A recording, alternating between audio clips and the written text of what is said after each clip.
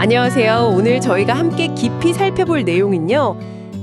플라워 마운드 교회 최승민 목사님의 설교 한계를 넘어입니다. 네, 이 설교가 또 사도행전 강해 시리즈 성령을 따라의 전반부, 그 시즌 1의 마지막 편이기도 하죠. 맞아요. 한계를 넘어 제목부터가 딱 와닿는데요.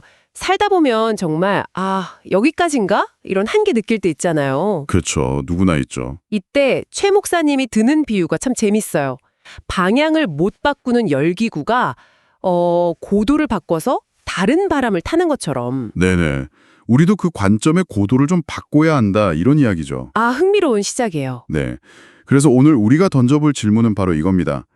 어떻게 하면 그 한계를 넘어서는 은혜, 그러니까 그 다른 바람을 타는 경험을 할 수 있을까? 네. 설교에서는 크게 두 가지 핵심 자세를 이야기하는데요. 오늘 이걸 좀 자세히 들여다보려고 합니다. 좋습니다.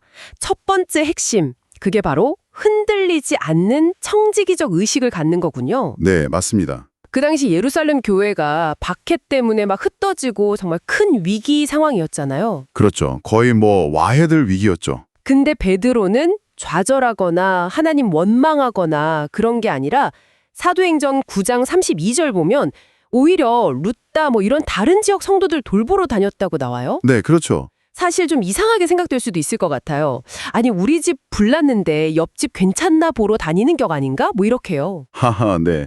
바로 그 지점이 어떻게 보면 핵심인데요. 이게 무책임해 보일 수도 있지만 설교에서는 베드로가 교회를 내 것으로 생각하지 않았기 때문이라고 봐요. 내 교회가 아니라.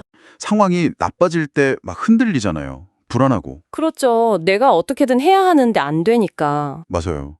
근데 이건 하나님 소관이다. 나는 맡은 역할만 잘하면 된다.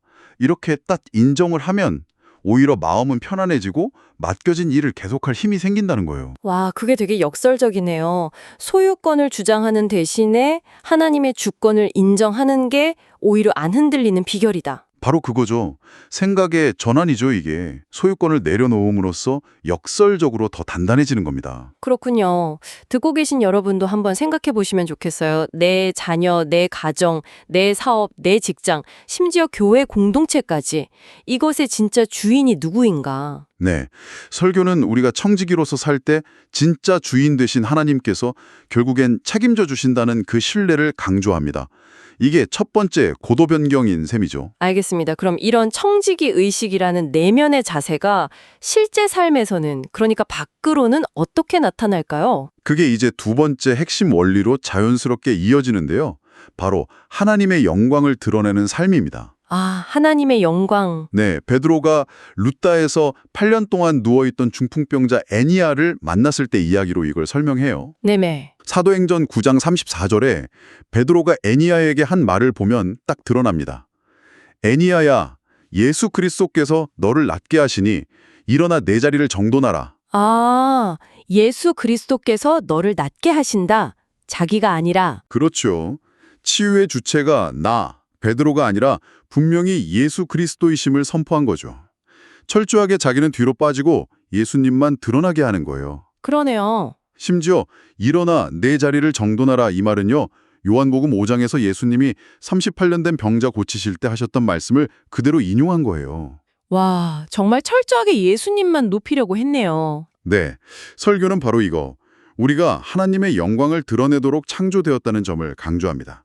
내가 높아지려고 애쓰는 게 아니라 하나님을 높이는 데 집중할 때 우리 삶의 고도가 바뀐다는 거죠. 성령께서 이끄시는 그 바람이 부는 고도로요. 네, 자연스럽게 그쪽으로 맞춰진다는 통찰입니다. 사실 많은 헌신자들이나 사역자들이 힘들어하는 지점이 어떻게 나를 이렇게 대우할 수 있냐, 내 수고를 왜 몰라주냐, 이런 마음일 때가 많거든요. 맞아요. 인정받고 싶은 마음, 나를 좀 알아달라는 마음. 그렇죠. 근데 그게 어떻게 보면 나중심적인 생각일 수 있다는 거죠. 베드로처럼 철저하게 하나님께 초점을 맞추는 것, 이게 또 다른 차원의 중요한 고도 변경이 될 수 있다는 겁니다. 나 중심에서 하나님 중심으로 삶의 축을 옮기는 거군요. 듣고 보니 최 목사님이 왜 이 두 가지를 강조했는지 알 것 같습니다. 네. 그래서 많은 분들이 이 나를 알아주지 않는다는 마음 때문에 상처받고 사역을 그만두는 경우도 있는데 그런 걸 좀 경계해야 한다고 설교에서 지적하고요. 네, 오늘 최승민 목사님의 설교 한계를 너머를 통해서 우리가 삶의 한계, 어떤 벽 앞에 섰을 때 가져야 할 두 가지 중요한 자세를 살펴봤네요. 청지기 의식과 하나님의 영광을 드러내는 삶. 맞습니다. 결국 열기구가 고도를 바꾸듯이 우리 내면의 시선과 삶의 자세를 조정하는 게 핵심이라는 생각이 듭니다. 네.